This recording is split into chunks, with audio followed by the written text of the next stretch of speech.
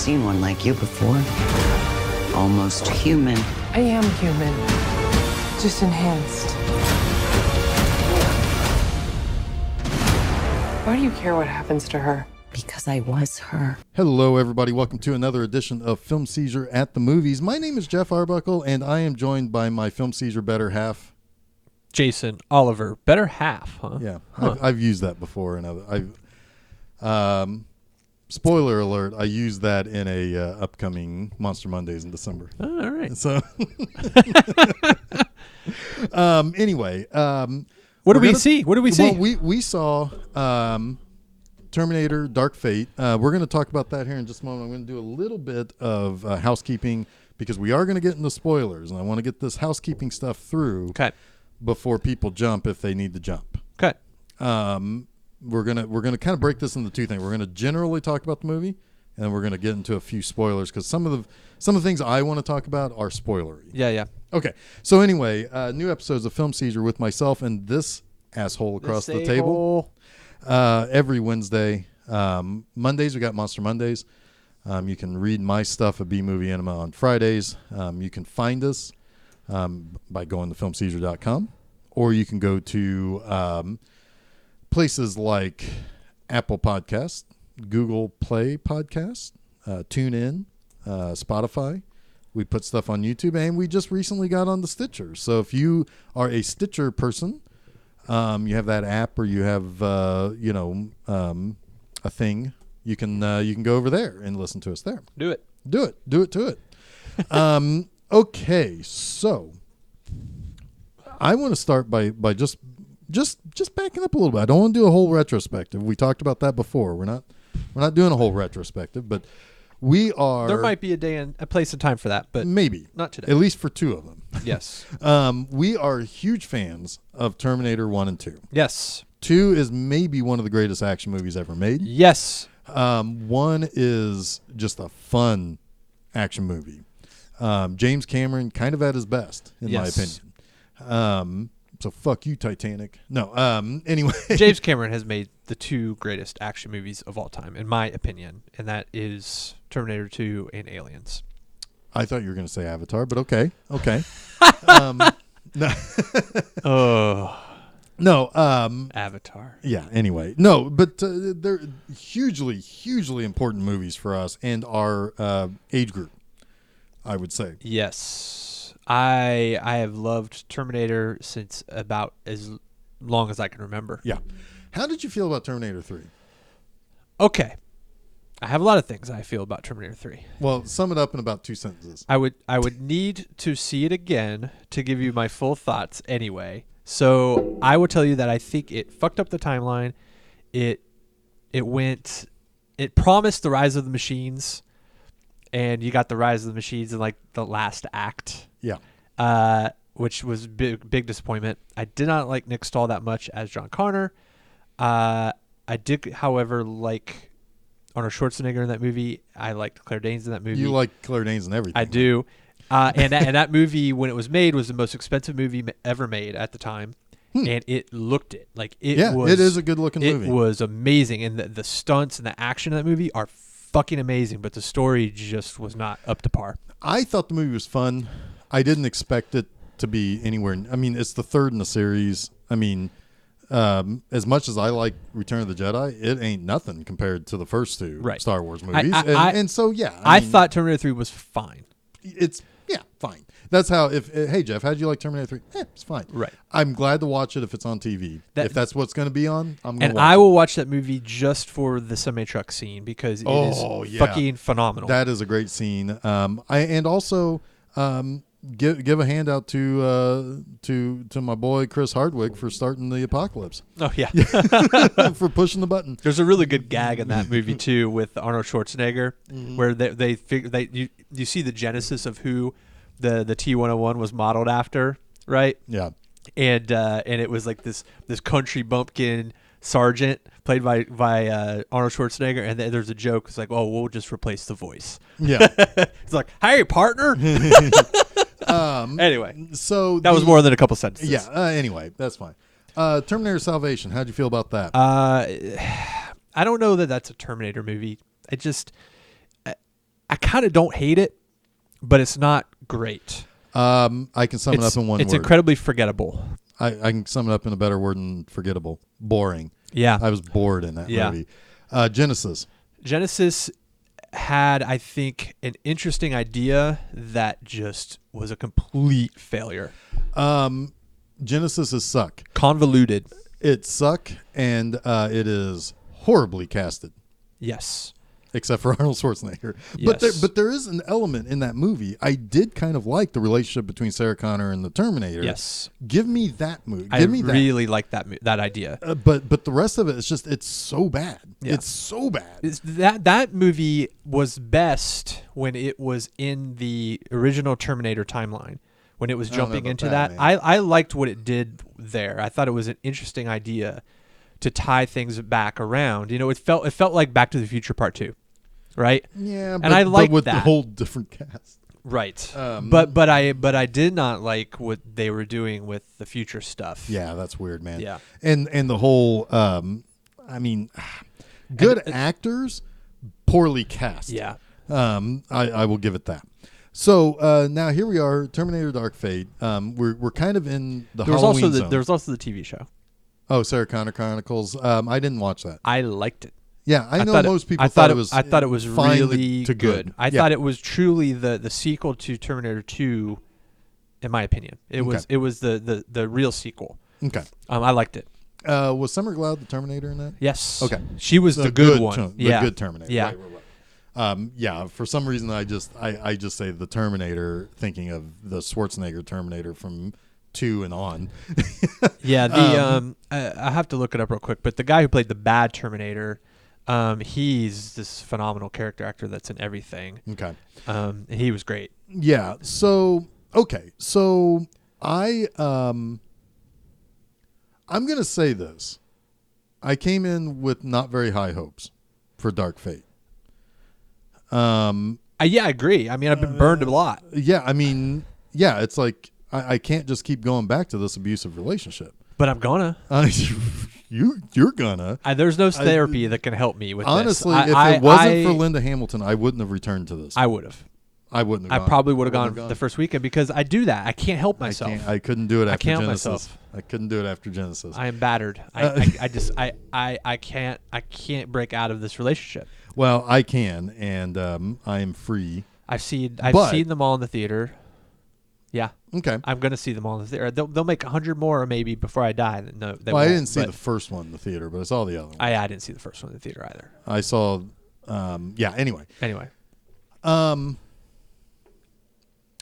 Generally speaking, what are your feelings on Dark Fate? I think that, and this is not a new idea, this is what a lot of people are saying, but it's absolutely correct. Dark Fate is the Force Awakens of the Terminator franchise. It is going back to basics. It is telling a familiar story. It is hitting a lot of the beats that you loved from Terminator 2 and Terminator 1 for that matter. It is funny when it wants to be funny. It is engaging. The characters are doing meaningful things, and the movie is always moving forward. It has a relentless momentum. Holy shit. The momentum in this movie, it didn't feel like a 2-hour and 8-minute movie. Sure didn't. It felt like, I mean, it was a roller coaster. A roller coaster. It felt like an action picture should feel. Yes. That's the James Cameron influence, I think. Which is such a relief. Because that's what 4 and 5 suffered from. 3 not as much, but 3 had more downtime than it should have. This one, it is just, it's moving. It feels like the relentlessness of 2. I mean, within the first 10 minutes, the bad Terminator, the Rev 9, and Grace, the good human / Terminator, is at the target. Yeah. Like in 10 minutes. Yeah. Like they are at the place where Danny, our new John Connor character, is at. Yeah. And it's kind of like, that's kind of refreshing. It's like, you know what? I know the Terminator story. We'll just pick it up. Let's go. And that's another great point about that. Yeah, is the only really kind of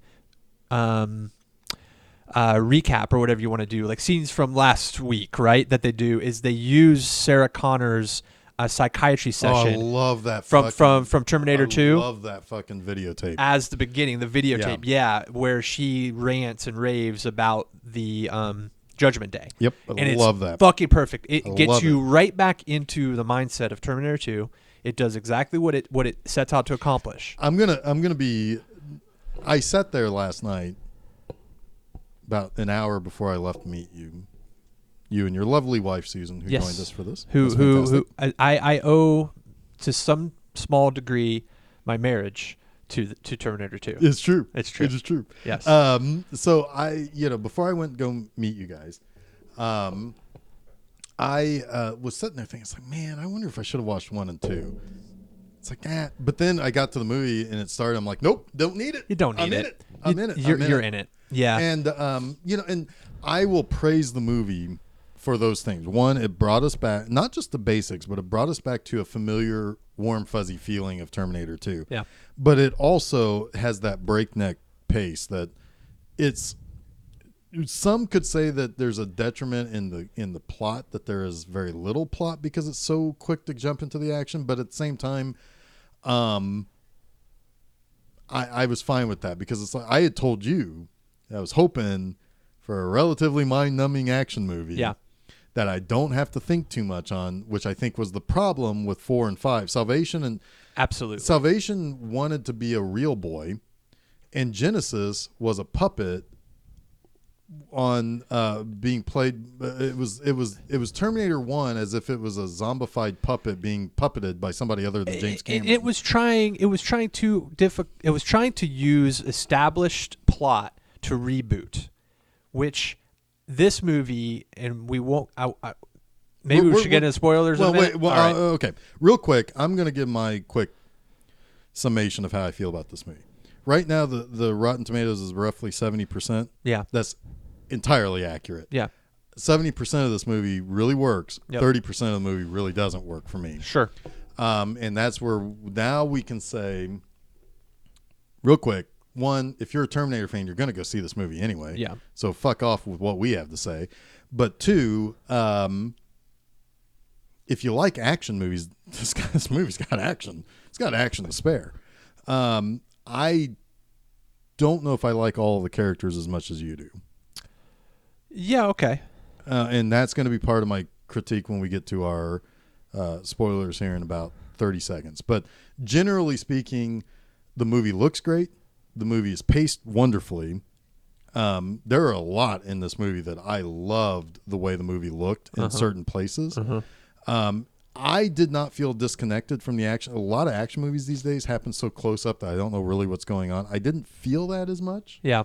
That was my biggest complaint about the first Spider-Man movie, was when he was fighting Michael Keaton. I couldn't tell what was going on at the end. Yeah. I could tell kind of what was going on here in the underwater scenes. Yes. But that was the part that I was like, uh-oh, we're going someplace at night underwater. Right. Uh-oh. Well, yeah. But before we get into I spoilers, was okay. I'd like to follow up on that. Yeah. Okay. Yeah, go ahead and follow up on that. I did have, I'm with Geoff. This is 70% a good movie. I had issues with some of the effects. I had issues with some of the effects at night.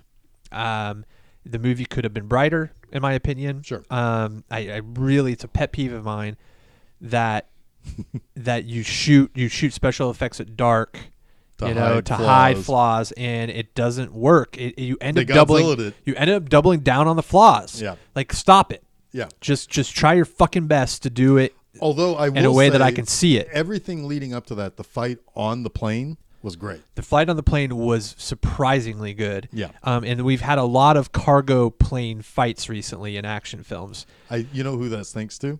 Fast and Furious. Right, Fast and Furious, yeah. And then fucking Triple X did it. Yep. Anyway, it was probably the best of the three, though, I think. I really liked how they handled some of the zero gravity that happens at dropping altitudes and things like that. Yep.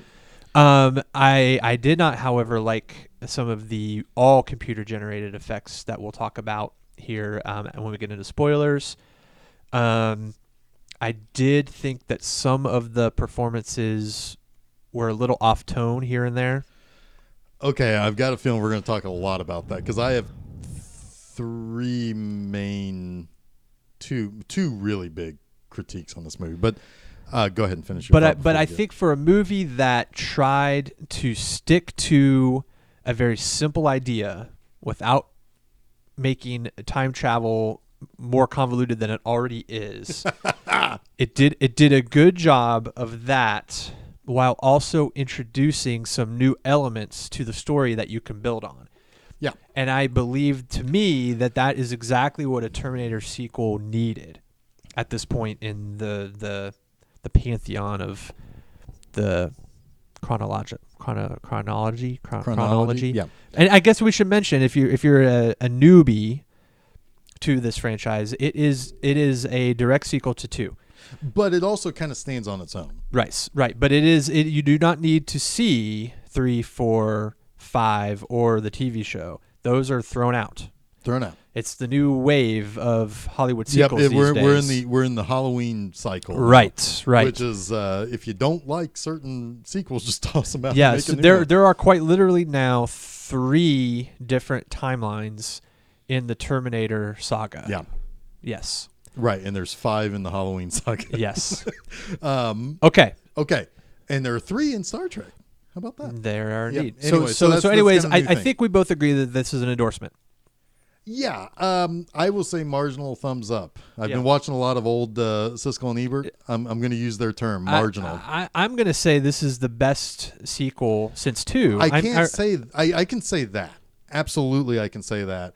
But that comes with a caveat that 1 and 2 it ain't. Oh yeah. Well, yeah. I don't think anyone expects those to be surpassed. No, at this point, no. And if it doesn't surpass it, they're just going to rage at it. Yeah. Rage. Rage. So let's get into spoilers. Spoiler time. Very first scene in the movie, we see Sarah Connor from 1998, which I believe is 4 years after Terminator 2. Terminator 2 takes place in 1994, I think. I think that's right. Yeah, I think that's right. And then and a year after Judgment Day. Right. And so, yes, a year after what should have been Judgment Day. Yeah. So she starts by saying, she's in a future that should have been Judgment Day happened, bad news, boom, Terminators. Uh-huh. Get that really cool shot of the Terminators coming out of the water. I like that shot. Really cool. Yeah. Then you see her in Mexico, I think. Yes. And she's hanging out with John. Yep. Which still young John. We get a little CG Edward Furlong. Yes. Little de-aging on that. Really, that was good de-aging. I did not like it. You didn't like it? I didn't like. I thought the de-aging on her. That's what I'm saying. Looked really good. I did not think it looked good on John. I did not think it looked good on the Terminator. Really? I did. Okay. So anyway, so he's sitting there flirting with the little Mexican girl. I don't blame him. Yeah. That's fantastic. Yep. Get it, John. Get it. Get it. And Arnold comes walking up and blows John Connor away. Yep. We got a little bit of little bit of kidicide there. So then he achieved his mission. Right, and then now we go into the present where we meet Danny. I don't remember what her last name was. But I think, even though I didn't like the way that scene was constructed, technically, I really like it. I like it. Asterisk. I here's the thing. You have to get past John Connor. John Connor is the problem. John Connor it was the problem with all of the sequels. That's true. You have to get past him to move these movies forward, especially at this point. So here's my first major critique. So you've got to kill him. You have to. Well, here's my. I knew he was going to get killed. I just didn't know how. My first critique was that you kind of. It's that shit that happened with the Alien movies. Alien and Aliens are such big achievements. You defeated the alien. You defeated the aliens. Oh, but then Alien 3 starts and you found out that all those people that you rooted for that survived Aliens is dead. Yeah. Except for Sigourney Weaver. But it was never about John surviving. It was about it was about stopping Judgment Day. Sure. Which they achieved. Right. And I think the point of this is, and I think this is such a cool idea, is that Skynet didn't just send back the T-1000. They sent back several Terminators into 1994 to with the mission to kill John. And she was constantly trying to protect John even after they had stopped Skynet. So I love the idea of these Terminators that have a mission without a purpose anymore. Well, that play. Okay, so that part I like. I just and one of them finally got him and achieved his mission. I don't know. I kind of sit there and you can't help but to think it's like, okay, we're spinning directly off of 2, but yet your hero is kind of like everything that everybody was happy about at the end of 2 is now kind of. I mean, Skynet has stopped, but Sarah's life with John is truncated. I'm okay severely. with that. I wasn't so much, but there's something else about all of this that I really didn't like later. Now, we do meet Grace. We do meet Danny. Grace is kind of sent back to protect Danny. Danny is this. She works at a machinery factory or I think actually at like a Mexican car plant or something. And really, again, like almost instantaneously, you get to see Grace arrive, you get to see the Terminator arrive, and they are zeroed in on going after Grace. And that's all, again, the breakneck pace is actually really, really appreciated in this. However, my next criticism comes kind of shortly after one of the better scenes in the whole movie. So, Grace finds Danny and her brother at this car place. She saves them from the Terminator, and they go off on this really, really cool car chase.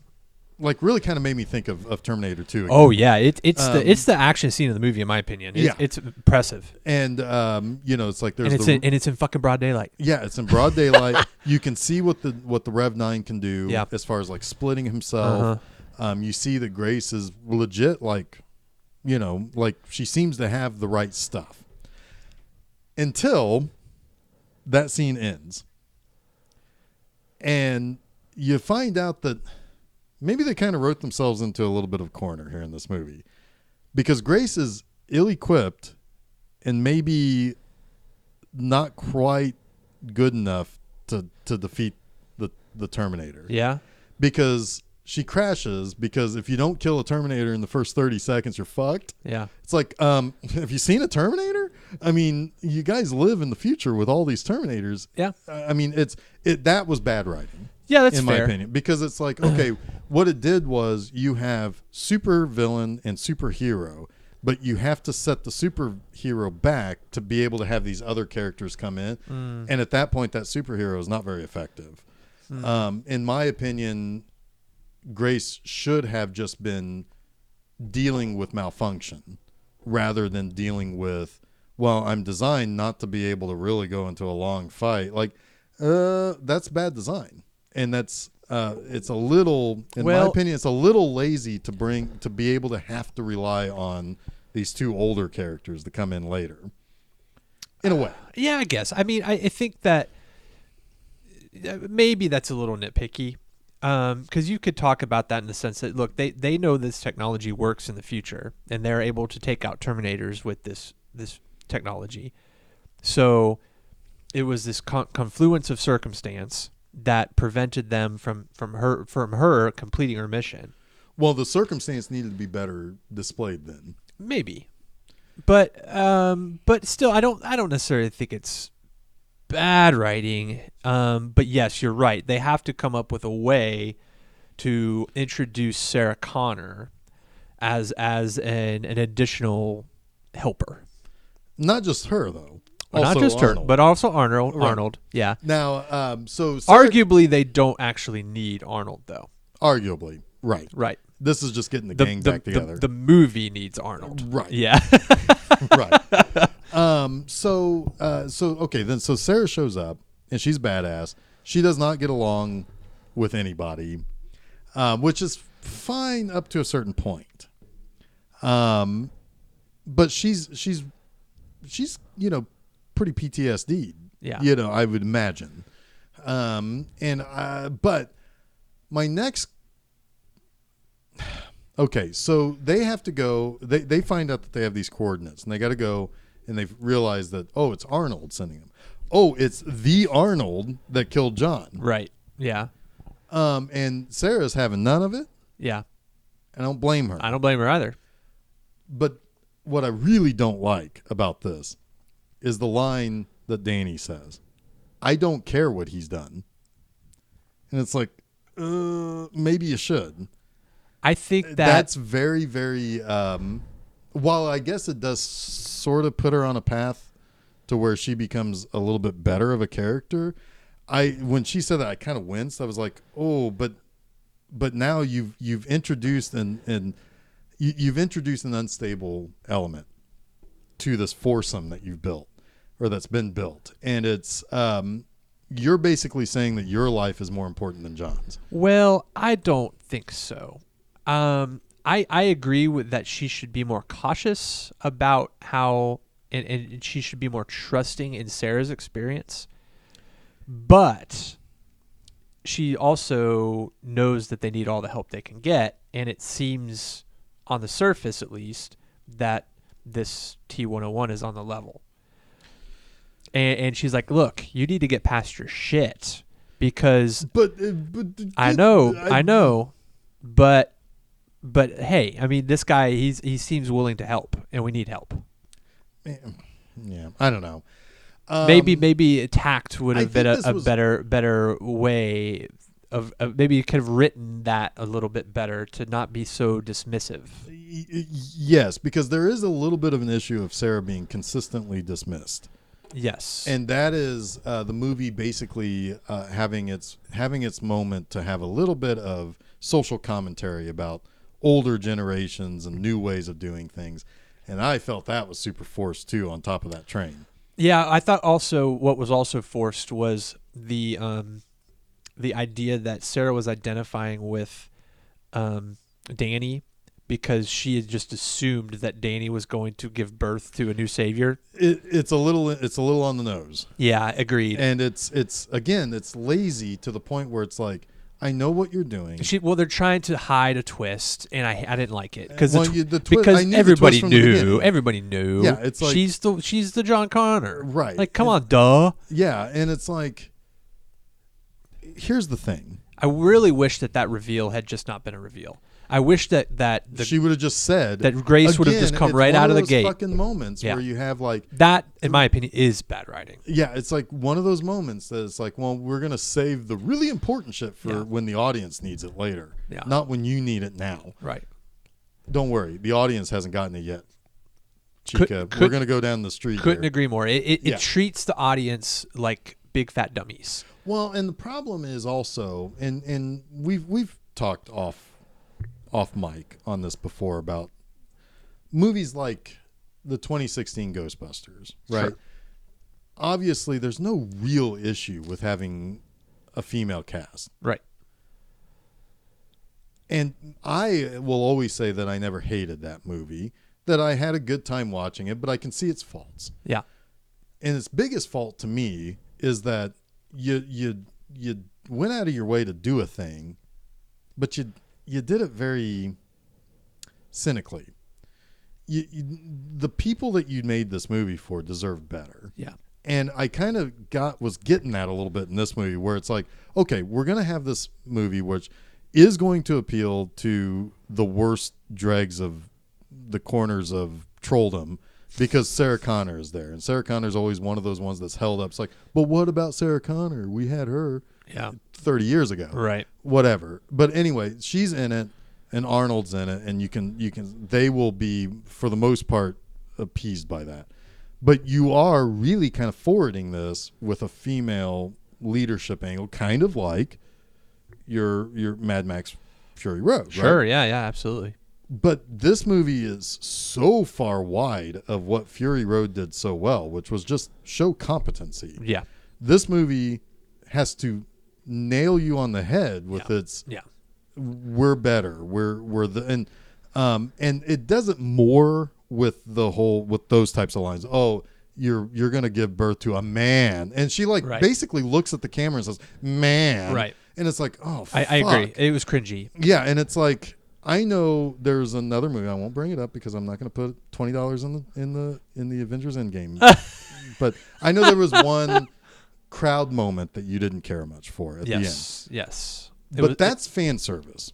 This is plot. And there's a difference between fan service and plot. It was a little of both, I think. But I looked at it as everything that I reacted to in that was fan servicey. Where this is like, we're going to really progress this plot this direction, but they didn't show the competency that Fury Road did. It didn't need that moment from Sarah Connor. The moment was perfect when she answered Grace. When Grace says, "Why are you so invested in this?" Because I was her. It's because I was her, and sucked. That's so much better of a line. That's all it needed. That's so much better of a line. Leave it at that. Leave it at that. Let's not, at one point I expected Grace or Danny or somebody to just look at Sarah Connor and it's like, "Shut up, boomer." Because that's what this felt like. It was like, it's like, you had your fun, old fucks. Yeah. Now it's this new brand. And that makes me very, very concerned about these. We all deserve better. And you're creating this dividing line just to what? To get a couple of, because there were applause when certain lines were said, and it's like, oh, fuck, that sucked. And it's like, is that really all you're going for? Was those moments that somebody just, starts clapping because something stupid was said? Yeah. And it's like a little bit. Yeah. And it's problematic. But anyway, I will say one thing, that my second favorite line of any movie made this year, Arnold was saying that, he now goes by the name Carl. Oh God. And Sarah Connor just shoots back, "There's no fucking way I'm calling you Carl." Well, that was the most amazing moment of the whole movie. It was amazing. It was perfect. It was absolutely perfect Sarah Connor moment. Yeah. You missed, I think, the funniest joke of the movie, the funniest Terminator joke of the movie, when you went to the bathroom. So they're waiting to meet with the Major, which that whole plot line was a little confusing for me. But it was just whatever it takes to get us in an airplane. Yeah. That part was a little confusing for me. I kind of interpreted it like, okay, the Major has seen some shit. Yeah. And he's like, knows that Sarah is fighting that shit. So he's going to help her any way he can. Fine. I can get through that. But there's a scene where they're waiting for him and they're just making small talk. And it's Carl talking. And he's talking about his drapery business. And he's talking about, like, it's not just the drapes, it's not just the coverings. You have to consider the texture. You have to consider the color. It's very important. And then he's like, there was this one guy once, and he was buying drapes for his daughter, and they were solid colored grapes, and I said no. You need polka dots. You need butterflies. Something. Arnold Schwarzenegger. It fucking killed me. Arnold Schwarzenegger is so good in this movie, and I like Linda Hamilton quite a bit too. It's always good just to see Linda Hamilton. It's been a while. Good. It's so good. But Arnold Schwarzenegger is every bit of that super likable person that he is, and just I really felt for him. And what I would have liked more for this movie to have been was less about protecting a future or setting somebody down a path. I would have rather have seen Linda Hamilton hunting down those other Terminators that she's been hunting for the last 20 years. And then it lead to Carl. Yeah. And then they both can have a moment to get over their shit. Right. As you put it. Yeah. That is so much. Again, this movie's fine. I'm fine with this movie. But it's got some pretty big problems in it. And there are things I would have rather have seen than what we got. What I think, though, that's important to note about this movie is that this movie is correctable very easily and even somewhat rationalized. You can't do that with Genesis. Genesis is such a mess that it's always going to be a mess. This movie, while it has a few problems, some big problems, some even to the point where, you've got these other Terminators running around in the original timeline. Why didn't Skynet become a thing? Right? Yeah. Like, did Sarah completely obliterate them? Because and melt them down? But even to the point where you have Carl, right? Mm-hmm. So Carl, to me, I was trying to reconcile this because I didn't quite understand why his coordinates were tattooed on Grace, but I kind of got to thinking about it, and I sort of like it, but it's the problem. You have to rationalize it. I don't like having to do that, right? But I think that time travel it was handled so much more easily in the first two movies. Yes, but my thought process here is that Carl in the original Legion, that's the new Skynet, the original Legion timeline, probably aged into seeing all of that happen and probably joined that resistance, right? So, and maybe is a big part of Grace being created. Right, which is what I kind of love. I kind of like that. And that's probably idea. where the sequels are going to go to some degree. Yeah. And that's how you're going to bring Arnold back in, right? Keep bringing him back in. Because he exists in that timeline. Right. Right? He saw the new Judgment Day, right? But he was on the side of the resistance. So I like the fact that he is aiding them in the future and in the past. Right. I think that's clever. Yeah, no, that is clever, and there are some clever ideas with the whole idea that once John Connor was killed, now you've got a bunch of Terminators that just don't have a purpose. I love that idea. And so they settled into life. Right. They're really technically their final they order used their infiltration right. and they didn't have anything nefarious to do, so they just infiltrated and lived normal fucking lives. Yeah. I think is mind-bogglingly cool. Yeah, because that does kind of bring about the idea, and this is something that you can play with down the line, because they played a little bit with the humanity element in some of the sequels in the past. But then they can also play with the idea of AI growing its own conscience. Because you can, once the Terminator showed up to help John in Terminator 2, John made him human. Yes. He didn't grow to be a human. He was made a human. And so you can play with that idea, and I kind of like that. But he found some sense of humanity through his interactions with other humans. Yeah. When his sole purpose wasn't a mission to kill, when he had actually the time and the awareness of I don't have to kill everything. His response about what his relationship with Alicia is, his girlfriend. He has now a family.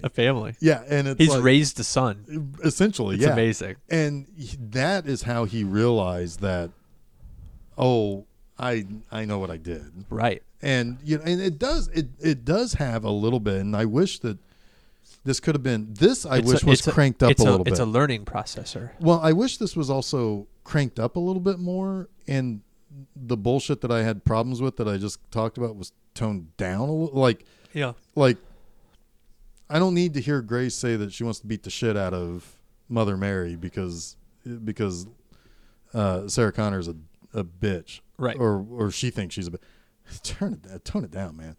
Tone up, and turn up the dial on this idea of Arnold having the Arnold Terminator, realize he needs redemption somewhere. Yes, and because that's an important thing to think about. It's like this thing has every reason to kill everything. But it stopped, and now it's redeeming itself. Mm-hmm. And while he maybe it never can be forgotten what he did, there's a strong forgiveness story that can be told here. Well, they do. I think they do. I think they succeed with that ultimately. Yeah, but I mean, if you turn it up a little bit, it becomes the heart of this movie instead of this.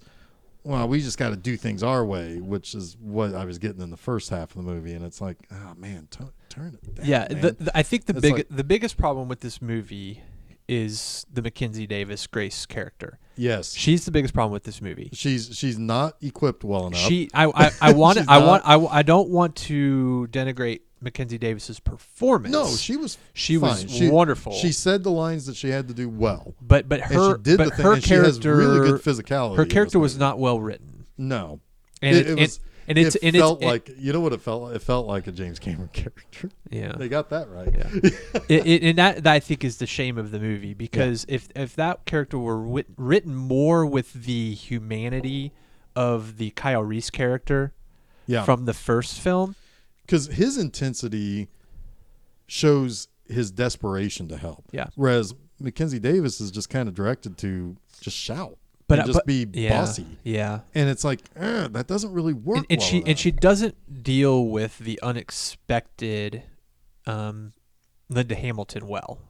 No, she just wants to, like, again, it's my way or the highway. And it's like, will you at least just listen to what this person has to say? They might have some valuable shit to say. Yeah. You know, obviously. Correct. She saved your fucking lives. Yeah. She's got some valuable shit. You know? That was the most frustrating thing. It's just I hate that movies when characters don't just talk to each other because you have to manufacture conflict. I hate that movies. Yeah, and that is, to me, was again, the detriment on this film. Yeah, again, they could have just turned to her and say, "Shut up, boomer."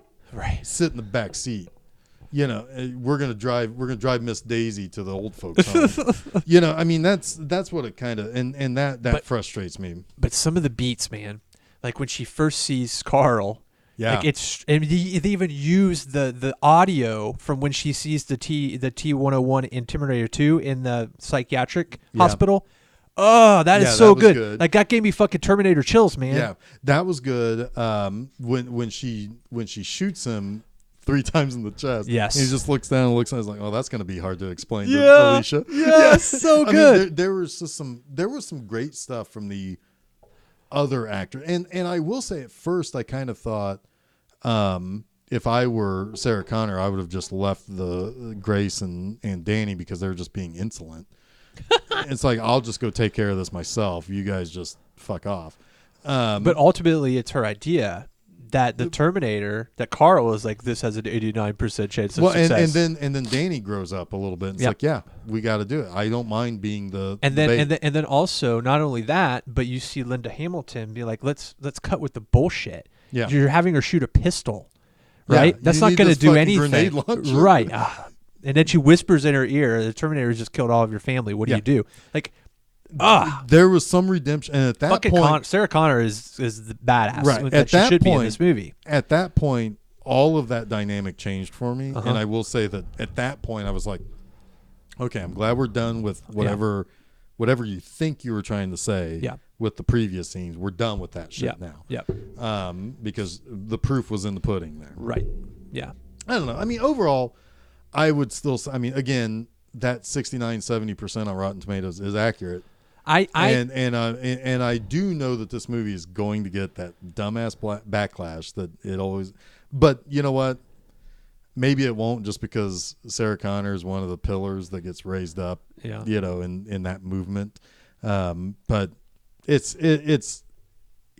much better than the last 3. Yeah. It's not great. No, it is. It is not. It's still not the sequel to Terminator 2 that we wanted. No. But I think they've finally given us something acceptable. It is acceptable, and I will say that it has earned itself one more movie. Oh, yeah. It's earned itself one more shot from me. I didn't think we'd get this one. If the next after one, Genesis. If the next one doesn't work out, I'm jumping ship. I'm done. I'm out. I would never quit. I know you'll never quit. I never quit. You never quit on those fucking alien movies. I jumped ship after Prometheus. I know I would never quit. I jumped ship after Prometheus. You know, I will never quit. Although I would have a very difficult time defending the Ridley Scott sequels. Yeah, I would. I did. I will also say though, I mean, this to you is like with me in the Marvel movies. It's like, give me 47 more of those. Yeah, you know, I'll take it. You know, it's but with the Terminator. You earned yourself one more. Yeah. Yeah. Make it work. Good job. I want one more. I'll be curious to see how this performs. 4 more songs. 4 more songs. I'd be curious how this performs in the long run, because I was a little surprised that the place wasn't totally packed. But it had more people in the seats than Genesis did when I saw it opening night. That's true. I mean, Genesis, it was like 12 people when I saw that opening night. So they're doing something better. Yeah. And I will also say, though, it's like we did see it with the Dolbys. The Dolbys. And that was like as expensive as an IMAX. Dude, that was ridiculous. And honestly, you know what? I'm going to go on a small rant. I'm going to call them out by name. The fucking oh my God, you're going to pull a Siskel. The AMC in Castleton. Fuck you. You charge $18 for a ticket to the Dolby Theater, and you can't pull focus on your fucking movie. Fuck you. Every subtitle on that was blurry. The whole movie was just a smidge out of focus. Are you sure? I'm positive. Are you sure? Because it looked pretty good to me, and I just got new contacts. Susan just got like bionic fucking vision with her implants. She has something crazy like 20. She's a Terminator? She has like 2015 vision, and she said it was blurry. Huh. So, I didn't really notice. So that's some horseshit. You want people to, there's this whole complaint about the death of cinema, right? And that nobody's going to the movies anymore. And blah, blah, blah, blah, blah. Well, but Adam Sandler movies aren't at the cinema. There's one way to fucking fix that. Show your movie in the way it should be fucking shown. It's so infuriating. Anyway, rant over. All right, fine. Okay, fine. Yeah, again, marginal thumbs up for me. I give it 2 thumbs up. Wow. Okay. I might go see this again in the theater before it ends its run. Yikes. I won't go to the Dolbys. I won't spend $20. Well, you could go before noon to the Dolbys. True. And see it for like 8. Yeah. All right. Anyway, we might be back for Dr. Sleep. We'll see about that. There was some discussion offline about that. Yeah. But definitely that might be one that we talk about. Beyond that, I don't know what else I feel like really kind of deems this type of thing. I mean, there's like the Star Wars movie. Oh, yeah. What is that? I don't know. What's that? I don't know what that is. Is that a Pixar movie? Is it?